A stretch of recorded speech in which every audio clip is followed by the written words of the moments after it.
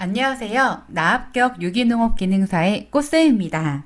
여러분, 챕터 3 토양생물 및 토양오염에서 두 번째 시간입니다. 토양 침식에 대해서 배워보도록 할게요. 자, 토양 침식, 토양이 점점 없어지는 그런 현상을 얘기하는데요. 여러 가지 영향이 있겠지만 크게 두 가지 영향을 보고 갈게요. 먼저는 수식입니다. 수식, 물에 의한 피해. 두 번째는 풍식이에요. 바람에 의한 피해예요. 자, 토양이 생성되는데 엄청나게 오랜 시간이 걸리는데 이런 침식은 사실 비옥한 토양을 잃게 만들고 농작물 재배를 어렵게 하죠. 그래서 여러분들은 침식에 관한 원인을 알고 침식을 예방하는 방법에 대해서 학습을 하셔야 돼요. 자, 침식에 관여하는 요인에는 여러 가지가 있지만 크게 지형 조건, 토양의 성질, 토양의 구조, 토양의 기상 조건, 식물 생육 등이 있습니다. 그 중에서 지형 조건 별표 좀 쳐볼까요? 그 토양, 작물이 자라는 그런 집안 지형 조건을 보시면 이 토양이 이렇게 있잖아요. 그러면은 약간 평평하게 있으면 좋겠지만 이 경사 각도, 이 경사 각도에 따른 지형 조건이 엄청나게 영향을 미칩니다. 우리나라는 대부분이 산이거든요. 네, 그리고 경사의 전체적인 길이, 경사 길이 같은 것들이 침식에 많은 큰 영향을 미칩니다. 그래서 토양 침식이 사실은 경사가 크고 경사장이 길수록 물의 속도나 풍속이 증가되어서 유실량이 더 많습니다. 그러한 조건의 환경 조건에서 농사를 짓고 있는 나라가 우리나라예요. 우리나라의 국토의 70% 이상이 산이거든요.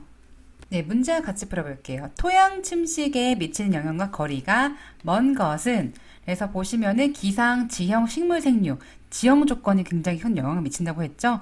근데 화학성은 아닙니다. 약간 토양이 물리성 영향을 미치겠지만 화학성이라는 거는 토양 반응, pH, 양이온, 치원 용량, 토양 자체 성분들을 얘기하는 거라서 침식과는 영향이 가장 좀 멀다고 볼 수 있어요.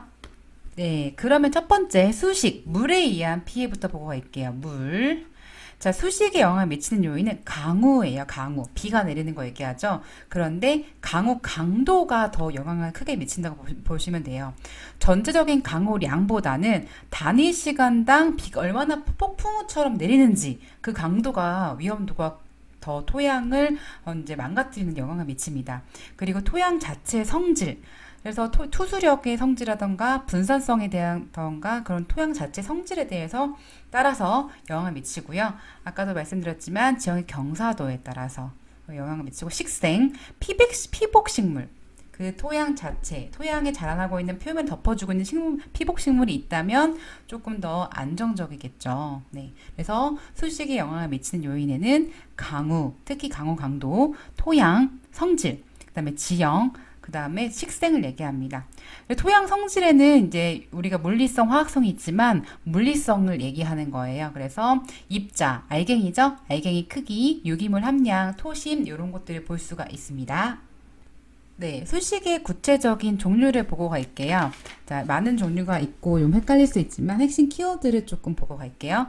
첫 번째, 우격 침식은 빗방울입니다. 빗방울. 빗방울에 의해서 지면의 토양 입자가 깨지고 비산, 흩어져 버리는 거죠. 그런 것들을 우격 침식이라고 봅니다.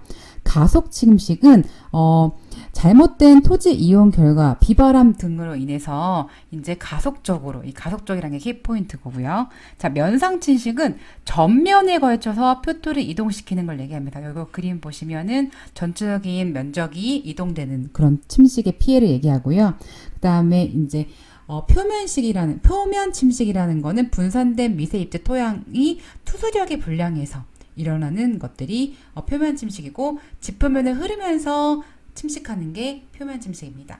세류 침식이라는 거는 여러 가지 지표면에 흘러내린 빗물들이 다수의 작은 골을 만들어요. 이렇게 세류 침식 골을 만들죠. 여러 가지 골. 그래서 그런 것들을 위해서 피해를 끼치는 거고요. 협곡 침식이라는 거는 세류보다 더 큰 도랑을 형성하는 침식을 얘기합니다. 더 계곡 침식이라고 얘기도 하고 구상 침식이라고도 얘기를 합니다. 빙하 침식은 빙하에 의한 거예요. 그래서 여기 보시면 여러 가지 침식의 종류가 있지만 우격, 그 다음에 면상, 그 다음에 세류, 협곡 이런 것들을 좀 구분해서 외워두세요. 네, 두 번째 침식, 풍식입니다. 풍식이라는 거는 바람에 의한 피해죠. 자, 그래서 이 풍식에 영향을 미치는 요인은 풍속, 바람의 속도와 토양 자체의 성질, 지형, 식생, 그리고 작물의 효립 방향입니다. 효립이라는 거는 이랑 만든 방향을 얘기하는 거예요. 자, 풍식의 유행, 풍식의 이런 방향들을 보면 세 가지가 있습니다. 이 세 가지는 꼭 알아두세요. 이것도 시험 문제에 종종 나오거든요. 자, 첫 번째 약동. 바람에 의해 지름이 작은 입자가 지표면 30cm 이하 높이에서 짧은 거리 이동하는 걸 약동이라고 합니다. 자, 포행이라는 거는 큰 토양 입자가, 약동은 작은 입자였죠? 포행은 큰 토양 입자가 구르면서 이동하는 거.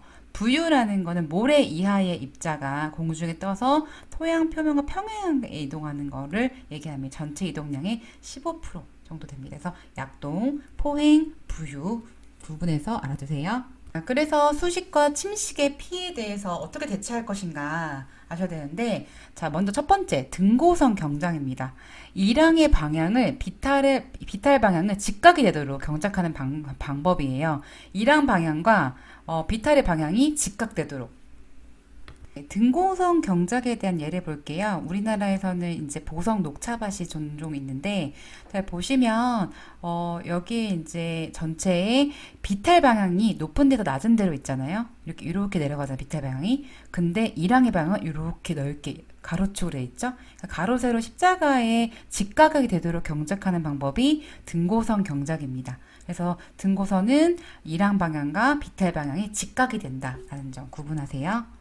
네, 두 번째 계단 경작입니다. 등고성 경작이랑 비슷하지만 계단이 훨씬 더 넓잖아요. 그래서 보시면은 이 전체 면적이 조금 더 넓은 형식의 계단 재배 방법이고, 경사도가 15도 이상일 때 쓰는 방법으로 가장 효과적입니다. 네, 초생재배. 초생재배라는 건 풀초자를 쓰죠. 그래서 밭에 아니면 과수원에 이 땅에 이제 초지를 심어서 이루는 재배를 초생재배라고 해요. 그래서 피복을 한 거죠. 어떻게 보면 토양이. 그래서 토양이 바람이나 물에 피해를 끼쳐도 유실되지 않도록 합니다. 네, 그 다음에 단구식 재배인데요. 단구식도 사실은 경사가 심한 곳에 계단식 재배로 하는데, 중요한 건 거기 밑줄 좀 쳐볼까요? 이 겉면에 축대를 쌓는 거예요. 축대라는 거는 이렇게 돌 쌓은 거 보이세요? 요 옆에 돌 쌓은 거? 이런 것들을 이제 겉면에 축대 쌓았다 이렇게 얘기를 합니다. 그래서 등고선, 계단, 단구식 이런 것들이 좀 비슷하게 보이지만 약간 핵심 용어가 달라요. 이거 구분하세요. 네, 책에다 같이 줄 좀 쳐볼게요. 등고성 경작은 이랑 방향을 비탈 방향과 직각 되도록 경작하는 방법이고, 계단은 계단 형식, 경사도 15도 요거 줄 좀 쳐시고, 초생재배는 목초재배 그래서 초지화를 이루는 거고, 단구식 재배는 겉면에 축대를 쌓은 거, 계단식 재배지만 겉면에 축대 쌓은 겁니다. 네, 그리고 대상 재배는 경사지의 작물을 등고선 재배하면서 일정한 간격 및 폭의 목초대를 주어서 하는 거. 일정한 간격이라는 게 중요한 것 같아요. 자, 그 다음에 승승구는 도랑을 만들거나 도랑을 만들거나 이게 물이 빠져나가는 그런 부분을 설치하는 거고요. 네, 방풍림, 방풍, 이 바람을 피할 수 있게, 막아줄 수 있게 하는 그런 수풀을 이으거나 울타리를 조성하는 거. 그리고 피복작물, 아까 초생재배처럼 바닥에 풀을 키워서 하는 방법들입니다. 네, 그리고 토양 개량을 하면 좋겠죠. 토양 개량을 해서 좀 좋은 토양을 투수성과 보수성을 증대시킬 수 있는 그런 토양을 가져와서 객토를 해주는 방법도 있고요. 진압. 겨울철, 봄철에는 이제 땅이 수분이 좀 부족해서 뜰 수가 있어요. 그래서 롤러로 진압하면 풍식을 경감할 수도 있고요. 전체 공사를 하거나 이랑 방향을 바람 부는 방향과 직각으로 만들어서 이랑이 조금 작물을 보호할 수 있는 그런 역할을 해주도록 합니다. 대신 이제 이랑을 만들었을 때는 그 고을 부분에다 작물을 심는 방법도 있어요. 네 번째, 토양 오염입니다. 유해물질이 토양에 유입되면 작물이 유해물질을 흡수하겠죠. 그리고 또 이것들을 인간이 흡수하기 때문에 토양 오염에 대한 원인을 좀 보고 갈게요. 보통 토양의 오염을 일으킨다는 물질은 중금속이에요. 중금속의 오염의 원인의 종류는 비소가 있고요.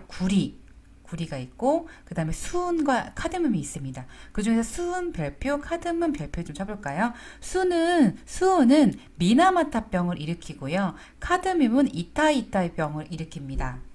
네, 그래서 인터넷에 찾아보시면 미나마타병, 이따이따의 병, 일본에서 이제 발생돼서 유래된 건데 이런 것들 사진을 찾아보시면 좀 암기하시는 데 도움이 되겠죠. 그래서 너무 충격적이어가지고 사실은 보여드리고 싶어도 보여드리기 좀 그렇네요. 그래서 외울 때는 저는 한 글자씩 앞 글자를 좀 떼어서 외우거든. 미수, 미수. 그다음에 이카. 이카. 그래서 미수. 아, 미나마타병은 수은 때문에 일어났구나. 이따이따이 병은 카드뮴 때문에 일어났구나. 그래서 이카, 미수 이렇게 짧게 외워두세요.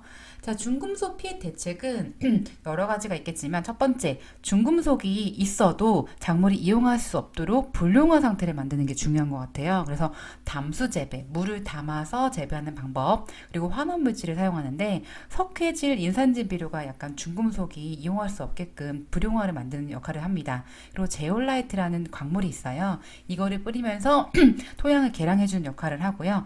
그리고 중금속을 잘 흡수하는 식물을 재배해서 중금속을 빨리 없애는 그런 토양 개량 방법이 있습니다. 네, 지금까지 납격 유기농업 기능사의 꽃쌤이었습니다.